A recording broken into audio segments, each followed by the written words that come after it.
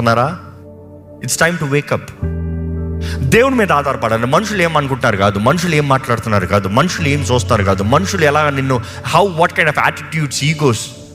I'd always say, if everybody around you are just clapping your hands, better be careful. One thing is you're dead, or second thing is you're a showpiece. But if you have life, you will have controversies. You would have challenges, insults, pain, suffering. Fight. A warrior is with wounds. Don't worry the pains. Be strong. You fall down, get back. నీతిమంతుడు 7 సార్లు పడినను 7 మార్లు పడినను మరలా తిరిగి లేస్తాడంట. The steps of a righteous man is ordained by God. నీ అడుగుల్ని స్థిరపరచువాడు దేవుడు.